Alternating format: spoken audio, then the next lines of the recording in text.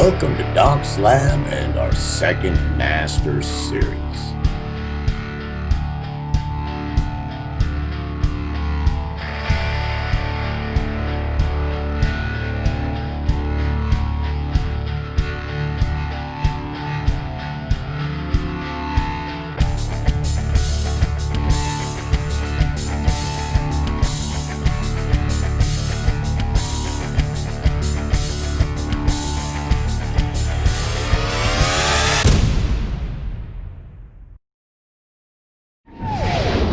Welcome to Friday night's video in our second Master Series. I do believe this is the 89th video in our second Master Series, the 38th video on basic processors, and our first video on noise, saturation, distortion, and harmonic creation applications.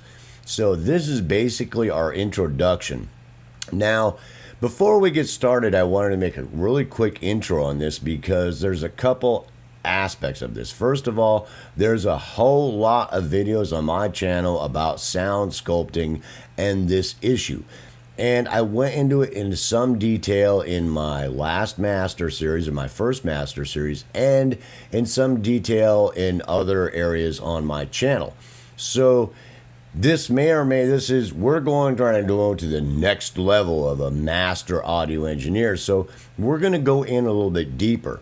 Now, first of all, I really want you to remember the first thing is to remember that as we go through this, that a lot of times all the really super fine detail you work to make a track just shine is on your out front stuff, the out front vocal or a lead section or an instrument that's solo just for a minute, like a bass or a bass run in a break or a drum run in a break, or something like that, that it is just out front in your face and you want to spend as much time as possible to make that shine and sing.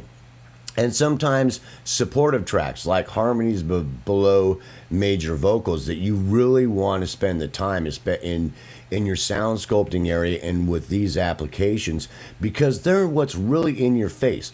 And always keep in mind a lot of the other stuff that's going on in the mix.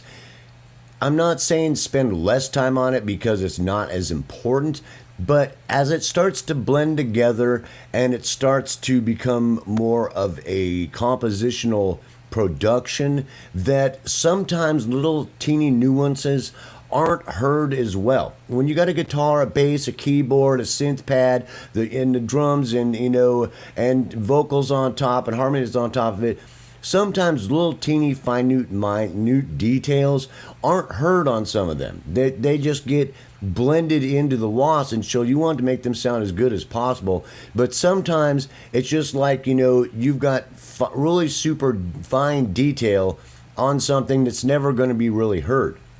And so that's really going to take time as you become that next level master audio engineer.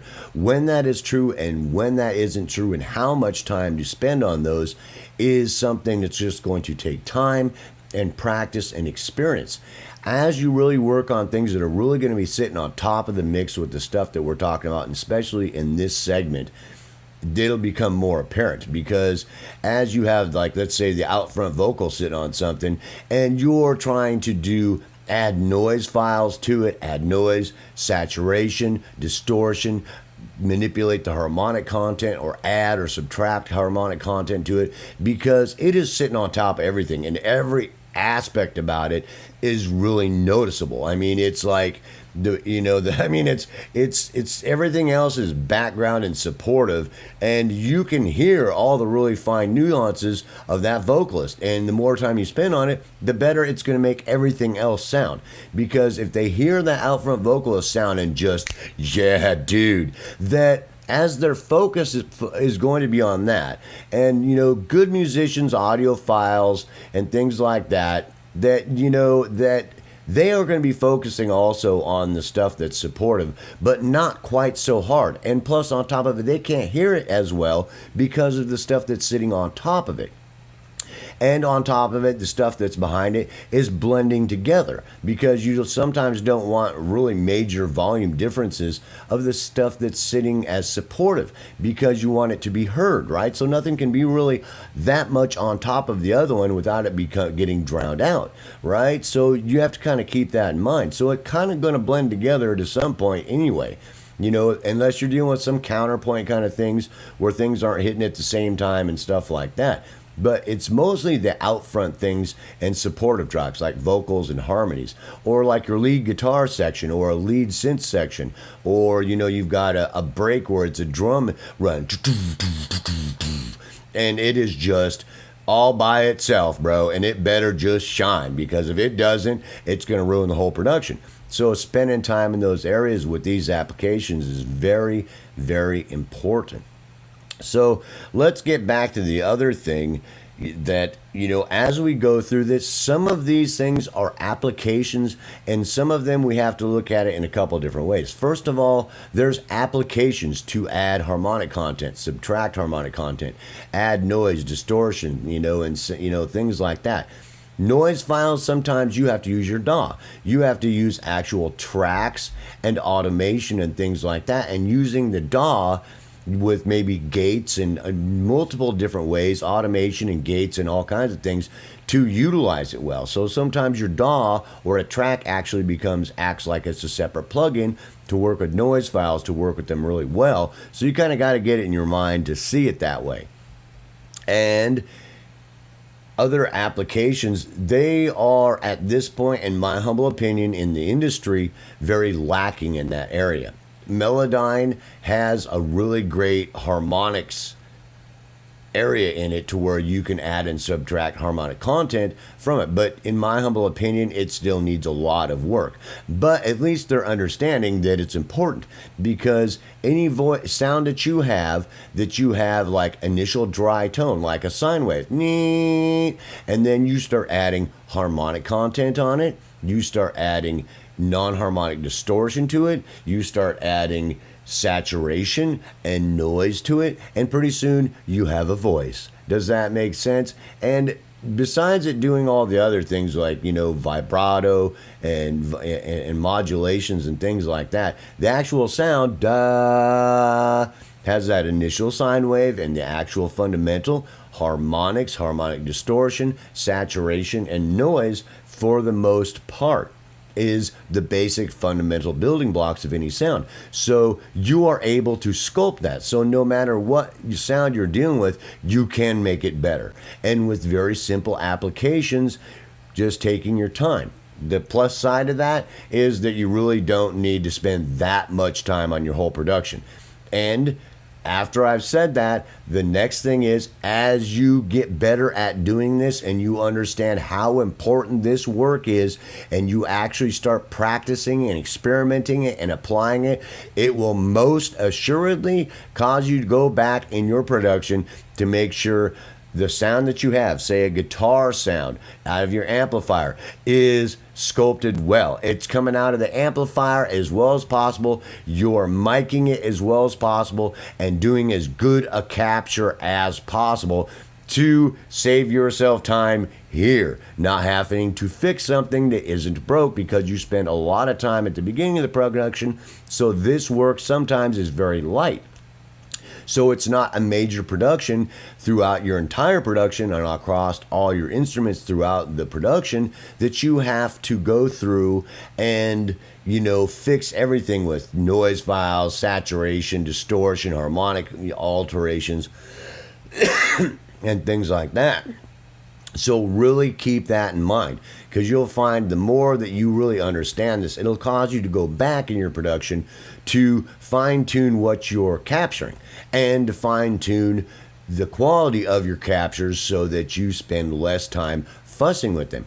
But most times than not, like on my out front vocals, that I'm going to fuss with them. I'm going to make them as good as possible. I'm going to add noise to them to either, you know, darken them up, rough them up a little bit, soften them up, you know, add a little bit of texture to them. I'm going to add saturation more than likely. I'm going to add some harmonic content and distortion to some point to fill it out so that any characteristics of that sound that aren't perfect that my objective is to make that individual sound as good as they possibly can.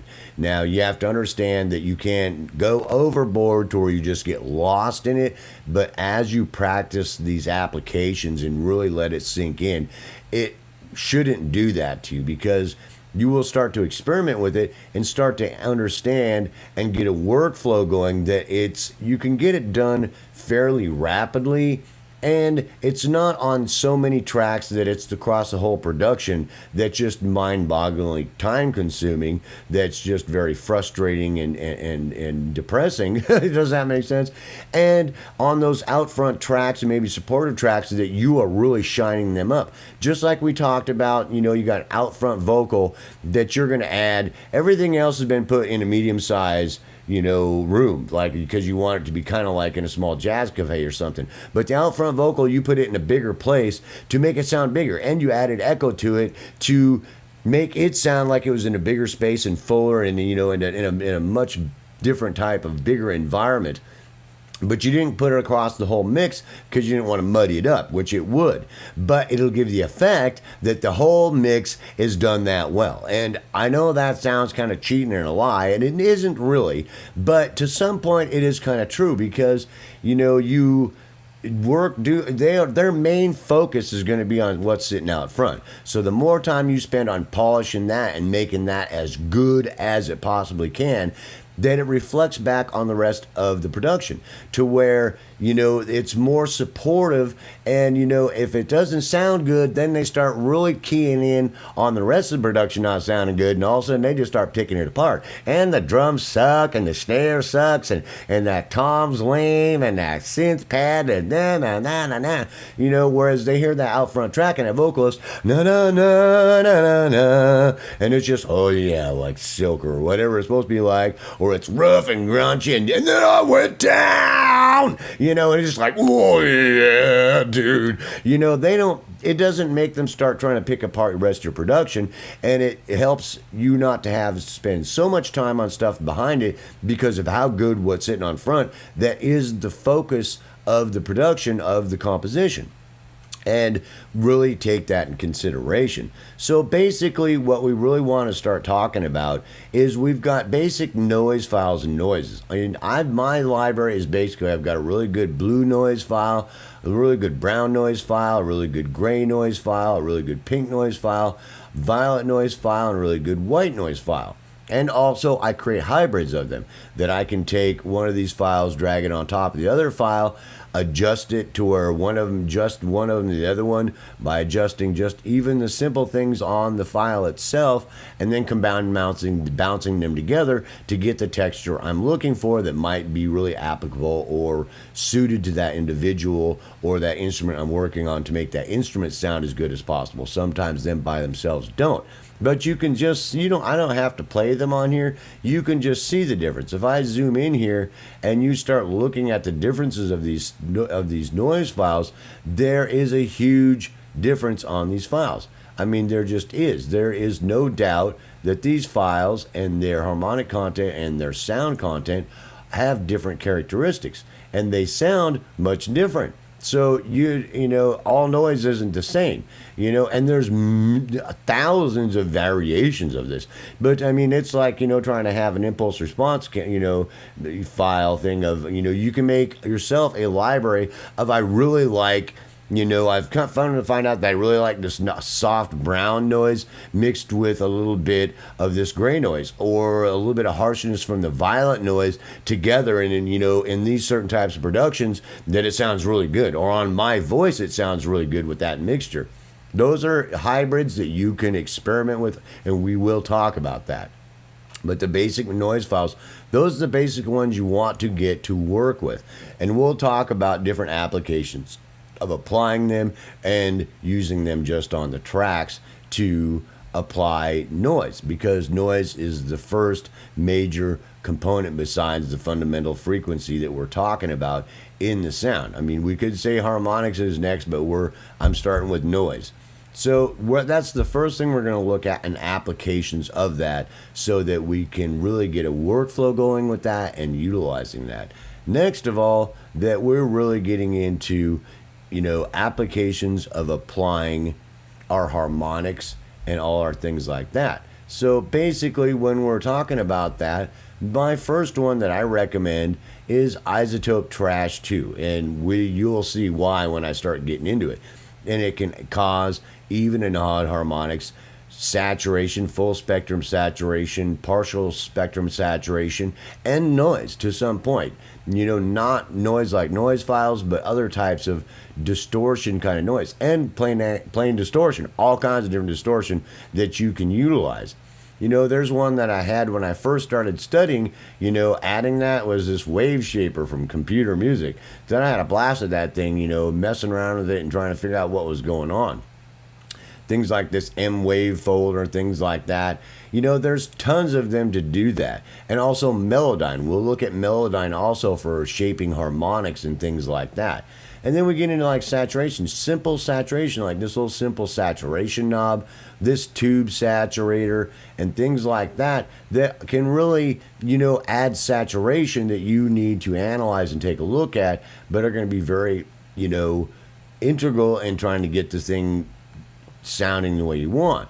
And you get into things like, I've got Neutron here. Neutron has got an exciter area and a sculptor area to add and or work the sound in different ways that we'll talk about. And my Ozone 9 here, if it'll come on, spectral shaper and exciter also. That these applications are great for getting these things done, and other different ways to do them, because it's not always just straight using them. Sometimes you might side chain them, sometimes you might send them to a different channel, sometimes you might split that channel, and to try to add it in certain different ways. There's a lot of different applications, but the key element here is most of the time is that when you get as good a capture as possible from something that's been performed as well as possible, like the vocalist.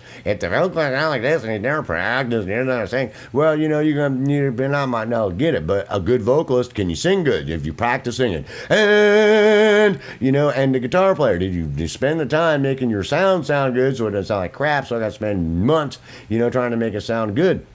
Those initial will make you go back and do that, but polishing up a pretty good sound and just making it sound, yeah, dude, these is your next biggest gun. We talked about equalization is your first biggest gun. Then we talked about reverberation, and I tried to show you how important it is and why I think convolution reverb should be that go-to next gun you have. Those are your first two biggest guns.